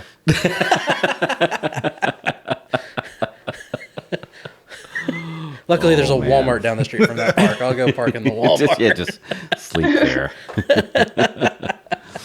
So that was 1998, and actually 360 million worldwide gross. The 4th highest grossing film of 1998 was There's Something About Mary. Excellent film. Yeah, I think that was peak. I think that was peak Farley's. Well, unless you count Oscars, but as far as peak comedies. So. Yes. Yeah. All right, so we got to do a quick review here. So Ash, you had Big Lebowski, round 2, right? JJ, you had Spaceballs. Mario, you had Dazed and Confused. And then I went with There's Something About Mary. Great choice. What a solid list. Mm-hmm. What a blockbuster night this would be. Right? Only $12. Yeah, because I went to rent. Mario, you were talking about, like, are you an anti-renter? When you asked me if I was an anti-renter, it's like, no, I'll still rent. Like, I'll rent a stream versus a buy. But, like, some of the early, like, you can rent Renfield now, but it's like, it's $20. I know. That's nuts. I went ahead and bought it. It was $25 to buy. That's what I was going to say. At that point, you might as well just buy it because it's cheaper to go see it in the theater. But, like, why are you making it hard to rent? You just make me want to buy, but maybe that's the trick. Maybe they do want you to buy it. Bring back Blockbuster. I think we need to do that. So I just got back on Netflix. Netflix discs. So yes, they still have that. Yes, they do. I thought they were till about September. I was gonna say they phased it till out. September. I rejoined till September. Just to get some disc and some envelopes, you can join up and just start grabbing. And guess what? Don't return it. Yeah, exactly. When I get to the end, I'm not going to return the discs. Boom. Those last 3 movies, I'm going to keep. Trying to decide what they're going to be. Be some criterions. Oh, smart move. Yeah. Because apparently, you can get better movies than you can on streaming. Yeah. That's ridiculous. Why does it make... It's hard to pick a movie when you're streaming, but like... Actually, you were just talking about it. You made it a blockbuster night. You can spend hours there, but it felt delightful. Even if you didn't find something, you felt like you experienced something. Now it was an activity. Yeah. You were learning about film. And we don't... Like the disappointment when you see all the cases and then you go and there's not that hard case behind the plastic one. Yeah. Where you're like, oh. Yeah, that hurts. So actually, I was going to tell you should do a TikTok, the cam cuts, and they got the one with Beetlejuice of like, what are you doing? What are you doing? Nothing, just hanging around. I was like, we need to do one of those for Blockbuster when you're waiting for that new release, but you're trying to pretend you're just hanging out there. What are you doing? Can you let me know when you get a copy of Con Air? Yes. You hear the thump, thump, thump. Hey, what was that? Is that Con Air? Is that Con Air? Wait, we got to rewind it. Be kind, rewind. Got to rewind it before we give it to you. Oh, yeah. Otherwise, we're liable. I need to see if the guy who's repairing my VCR has one of those things that all they do is rewind films. I have 2 of those. You do have rewinders? Yeah, I got 2 rewinders. You don't want to rewind in your VCR. Where's it out? Smart. See? Actually, see, this is what we were talking about. You learn on YouTube. Yes. I always wanted one. I thought that was like bougie for people that had like winders in their house. I'm like, oh. That's special. You have a whole separate rewinder. Look at you. You rewind a tape where you put in the next tape. Yeah. A rewinder. Hello, Mr. Rockefeller. Really hey, Your Canadian Majesty. while you rewind. That's awesome. All right, let's do it. Last round. Fun in the Sun. So Ashley, you're up for your final pick. Okay, final pick is I laugh consistently. Like every single word of this movie is funny. Monty Python and the Holy Grail. Come on, then. What? How about you? You're indeed brave tonight, but the fight is mine. Oh, had enough, eh? Look, you stupid bastard, you've got no arms left. Yes, I have. Look! It's just a flesh wound. Look, stop that! Chicken! Chicken! Look, I'll have your leg. Oh, wow. Yeah. An absolute classic. I mean, the classic. Yeah, that is like the classic, stands the test of time. This has to be one that people, when you stumble on it, you have no idea what you're in for, right? If you never were exposed to any kind of Monty Python, and then all of a sudden you stumble on this. How did you stumble on this? Was this a rental or was this on TV? How'd you find it? So this movie is older than me, and the way that I found it is my parents trying to explain to me why it was funny without letting me watch it. And they're telling me about the scene with the knight, and his arm is getting cut off, and like my parents are like in hysterics, and they can barely breathe to tell me the story. And they're like, and then he's just on the ground with stumps, and he's like, "Come back, coward!" And we're all just sitting there like, what? Like we're laughing because my parents are laughing. You know, me, my brother and sister are like 4, 5, and 6 at this time. And we're just like, okay. And then they show it to us, and we're like, oh my god! Like we can't stop laughing, and the terrible jokes just fly right over your little kid head. You know, like when we get to the castle scene with Zoot. You know, they're like, why is it funny that everyone's getting spanked? That doesn't sound great. But you see it as a grown up, and you're like. If I could just reveal something to you, Ashley, I think that would be just to let you know right now. Your parents were high as hell. Real.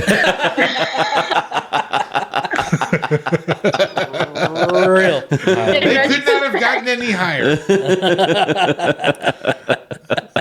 I love that movie. It does. It definitely has a summer vibe because it's the movie that, for me, it is equated with just being high. It's just one of those early stoner movies.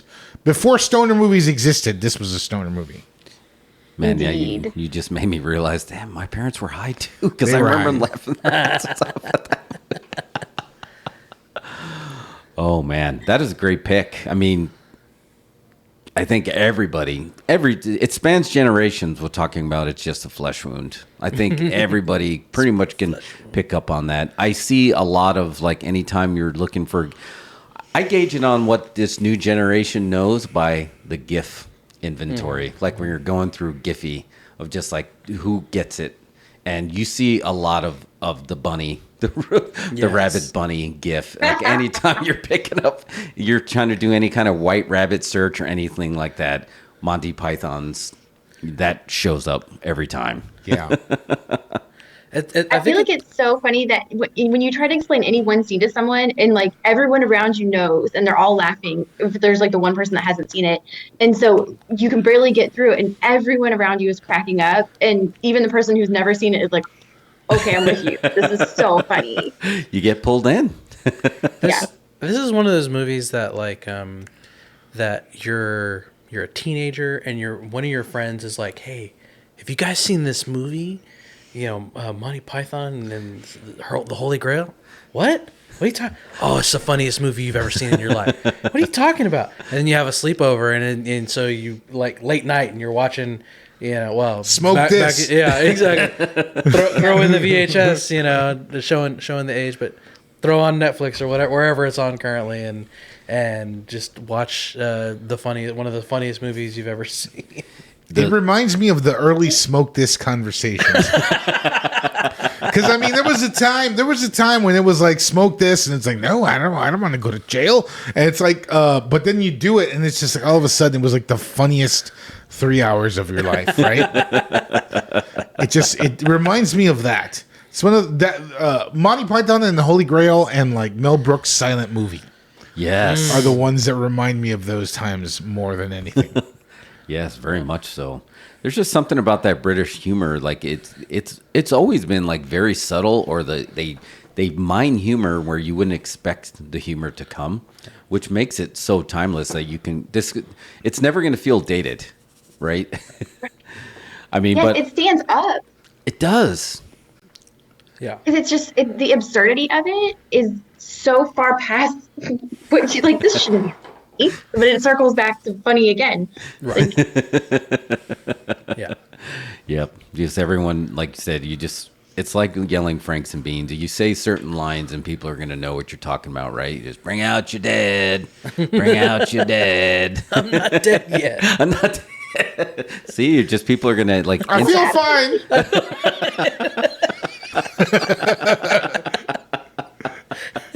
You know, I read this, so it has to be true because they put it on the internet. But they had a budget and it couldn't include horses. So the coconuts were never a plan. And, like, they wanted real horses, and then they were like, well, we can't have horses. What are we going to do? And they're like, oh, I got an idea. That's so genius. And to actually put it in there, too. I was like, we're going to just throw this in your face, and you're going to see the clacking coconuts are so good. But they still do the gallop run. Like, you don't even have a horse. Oh man, I don't. No doubt, horses are expensive. I know. So to show you as a way to see like how that, especially that scene, is still going on and transcends time. There's just very recently saw on Reddit there was a promposal or whatever they're called. So a video, and this guy and his buddies came up and they were doing the coconut thing. They were doing the gimmick and coming up, and it was this whole medieval promposal, and it was just hilarious. I'm like, I hope this girl says yes. She better have. Right. Don't waste good humor like that. Yeah, because I had to just look it up because I don't remember what year it was actually released. It was 1975. Wow. It's like, holy smokes. Classic year. Yeah. That it worked out really well. Written and performed by Monty Python, so it had Graham Chapman, John Cleese, Terry Gilliam, Eric Idle, Terry Jones, and Michael Palin. And all their stuff was really good. There was one. Yeah. They had a film before that, but that was more of a sketch film, and now for something completely different. This was the one that was actually like a cohesive film. And there's inspired Spamalot, right? Is that true? Yeah, that's what it says here. 30 years later, Idol used the film as the basis for the 2005 Tony Award-winning musical Spamalot, which I did not see. There's a rumor that for the Holy Grail, Pink Floyd and somebody else funded the movie. What? Yeah, because they liked those guys so much. They liked the Monty Python so much, and they helped fund the movie. They needed some extra funds. It funded my screening, Pink Floyd. For sure. But yeah, like the guys from Pink Floyd and somebody else, like these major names, because they were so popular, helped fund the movie.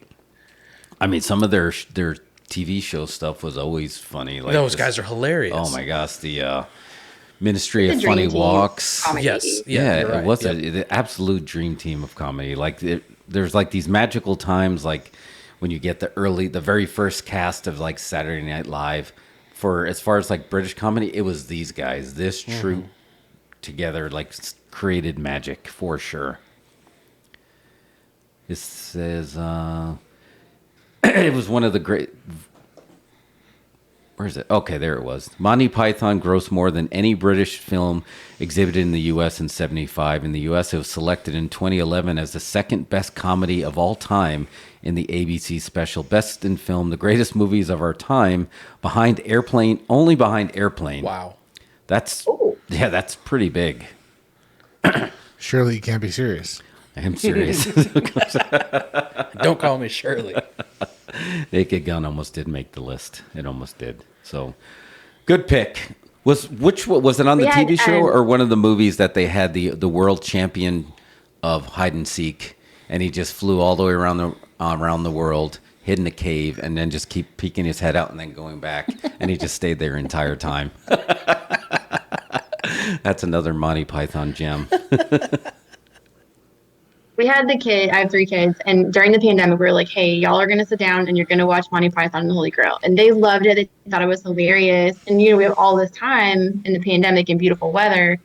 And we look in the backyard, and my 2 youngest are recreating the scene with broomsticks and chairs. And, like, I hear them yelling, I cut your arm up. And I was like, oh. Like, just, you won. I'll start polishing my parenting trophy right now. Yes. Happy Mother's Day. I'd like to thank the Parenting Academy. I couldn't be here. But for reals though, for a shoot, that had to feel pretty good. Like that had to feel so successful. Like, yes. Oh yeah, I knew it. Because you want your kids to laugh with you, and you want to like enjoy things together. And so we hyped them up. Like, we talked about the bridge scene, and we're so funny. But the one that they really gravitated to was the witch, where which like, did you dress her this way? And they're like, no. Yes. They just loved it. It was so great hearing them do all the things. Oh, that is so great. What a pick. All right. We got 3 more picks. We got some time. JJ, you're up. What's your final pick? Oh, man, my you gotta final follow pick. that. Man, I hate having to follow. Ashley's got like all the bangers, man. Following up, that's tough. Okay, my last pick is from the 90s, so we're doing a little less sex crimes. Which is good. Which is good. No, we need to get away from it. Now that I think about it, maybe not. But my pick is Weekend at Bernie's. Larry Lomax is dead. I mean, this is just my luck. I finally catch a break at the office, finally see some light at the end of the tunnel, and wham! Gone! Wait a minute. What am I going to tell them? Huh? I mean, they might think we had something to do with it.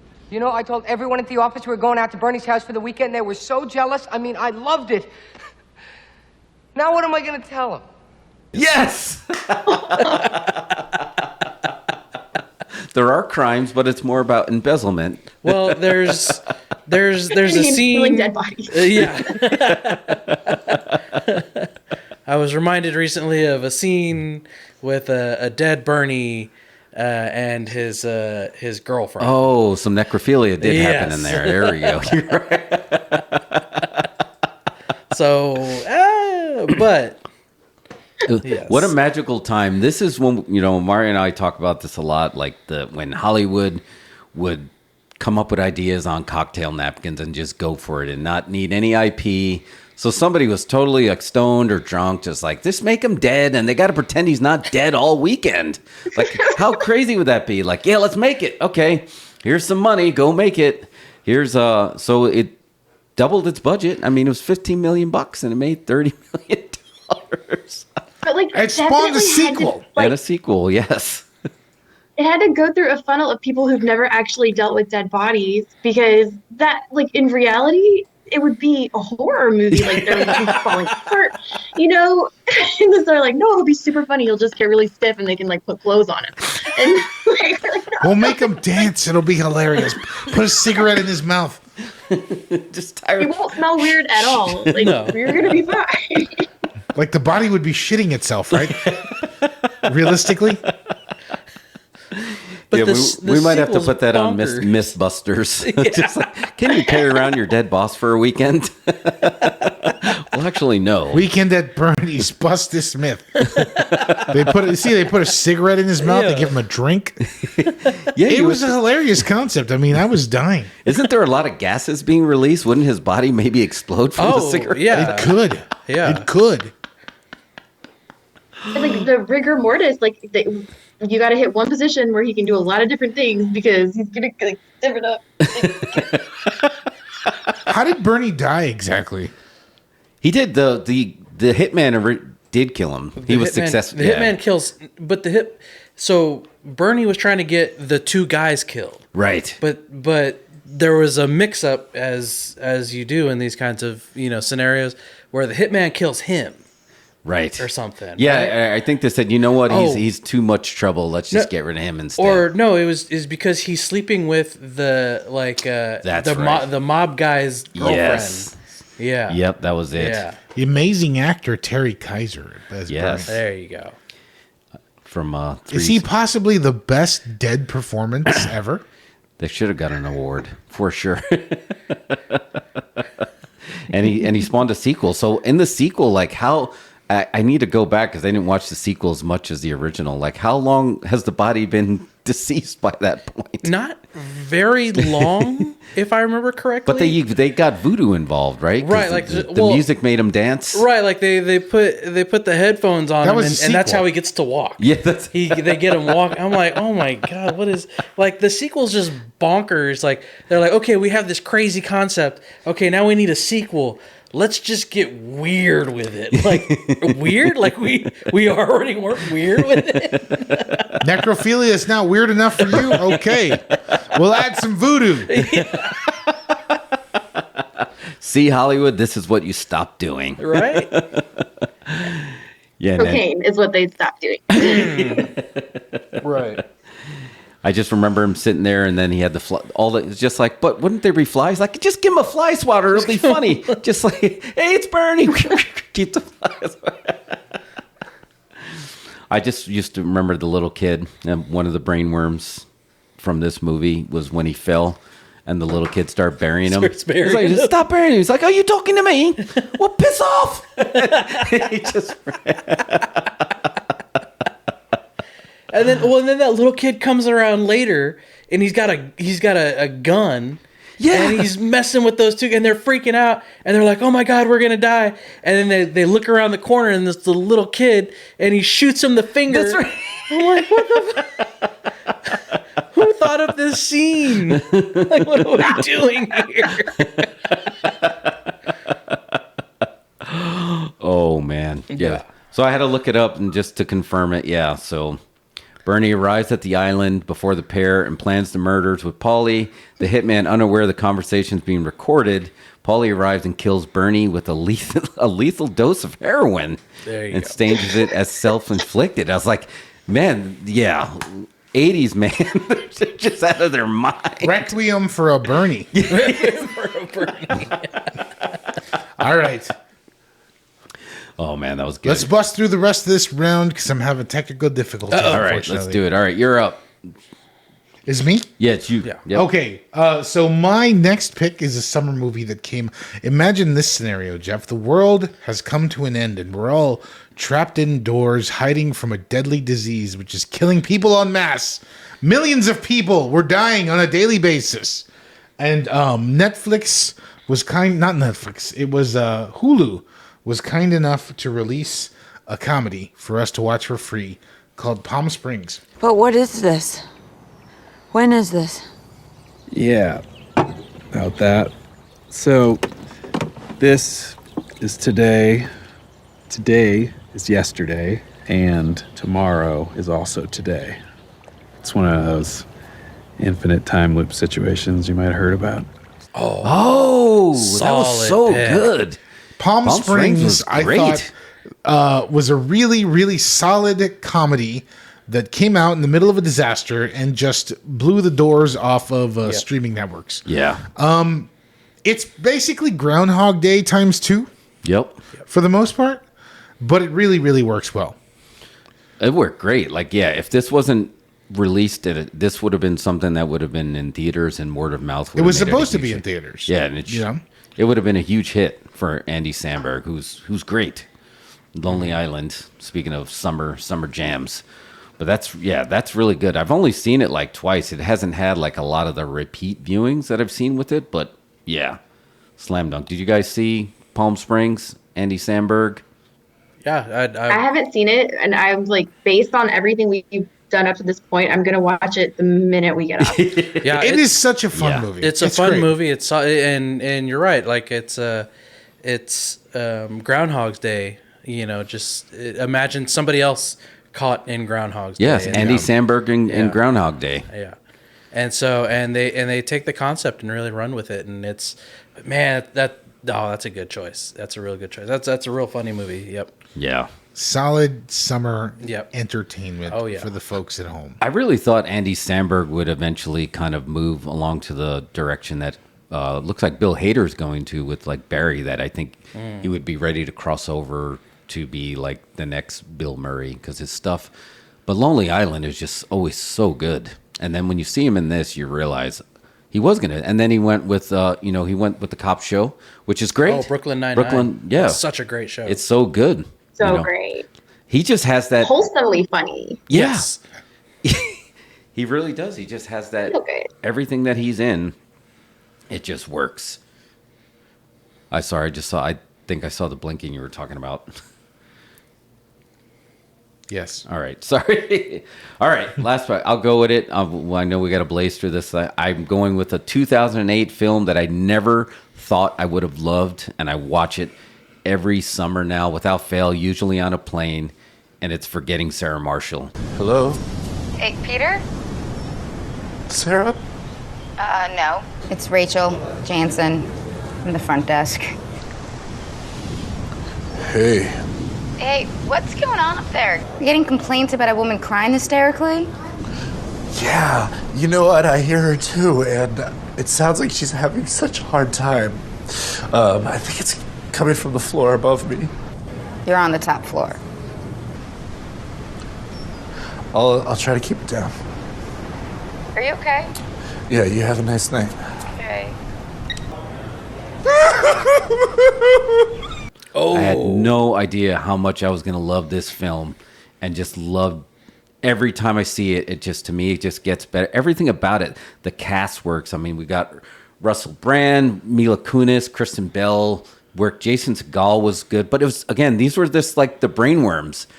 There's so many brainworms in this, I'm wearing the shirt kind of like in honor of that. When Sarah gets him the shirt and he spills wine, and, oh, no, take my eyes, but not the shirt. I mean, it's just these just little things that just work so well. And then Mila Kunis coaxing him off the cliff always gets me too. It's like, come on, Peter, I can see your vagina from here. I can see your hoo-ha. I feel like this was peak Seagal. Like the world got introduced, and then Mila was just kind of firing on all cylinders. Oh, yeah. And peak then Seagal. And even the small things, like Jonah Hill's role is like, just for one, he's like, you want a magazine or something? Like everything about it. And I gotta by default give shout out. I do have the Dracula musical on my Spotify playlist, and it may or may not been one of the top played in my annual Spotify when it says how many times you played this. And Spotify's like, you want new music? And I'm just like Mila Kunis, like, Dracula musical! Woo! Just play it. Just play it, but it was so good. I don't know, but obviously it reminds you of summer being in Hawaii and everything about it. But didn't the Dracula musical get him the Muppets spot? Exactly, yeah. So he brought the Muppets back because of Dracula musical in it. But Bill Hader had good cameos in it. There were so many good cameos. I don't know. What are you guys feeling on Forgetting Sarah Marshall? I really feel like that movie flew under the radar, and then when you watched it, you were like, why did I miss that movie? Yeah. It's so good. Yeah, 100%. And it's spiritual. Kumail Nanjiani have a cameo in that? He did. Yes, he was in there too. That's right. I was trying to pull up the cast list, but there was tons of different cameos that were in that movie. The guy from 30 Rock, he was in there as well as the newlyweds who's afraid to have sex with his wife. So Russell Brand was trying to show him. I was trying to show him how to do it with the chess piece. Paul Rudd was in it. Kunu will show you how to surf. That was peak Paul Rudd too. I'd use that line all the time. It's like, do more. No, do less. Well, no, don't do more. You got to do a little bit more than that. Everything about that, like everybody, the small roles in there just worked well. And the spiritual sequel, Get Him to the Greek, just as good. Just as funny. But I have a soft spot for Forgetting Sarah Marshall. Good pick. Yes. I feel like that movie has a vibe of like, hey, here's what we're going to do. We're going to go to Hawaii. We're going to film this movie. We're going to work. But we're also going to call 900 of our famous friends to do cameos so we can all party in Hawaii together. They pulled an Adam Sandler. The Adam Sandler formula. For sure. Oh my God, I think you're 100% right on that. It's just because it has that fun energy. Like everyone's having a good time. We're all laughing. Like you can tell as they're filming it, they're having a good time. Oh yeah, yeah. It wasn't work. It was just party. They were having a good time. Those were happy tissues, not sad tissues.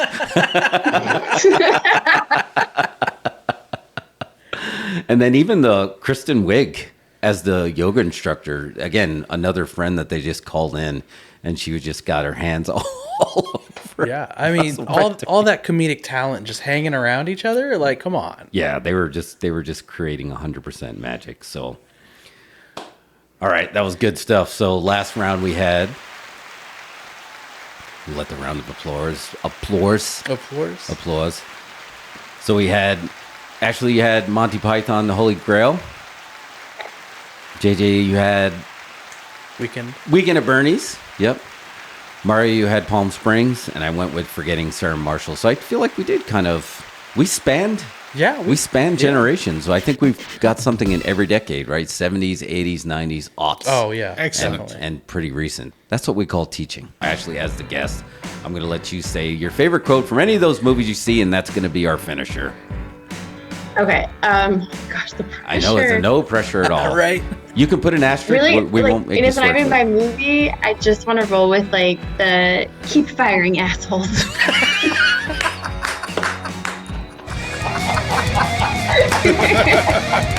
All right, that's a good one to close That with. was perfect. Keep firing, assholes. That was so good.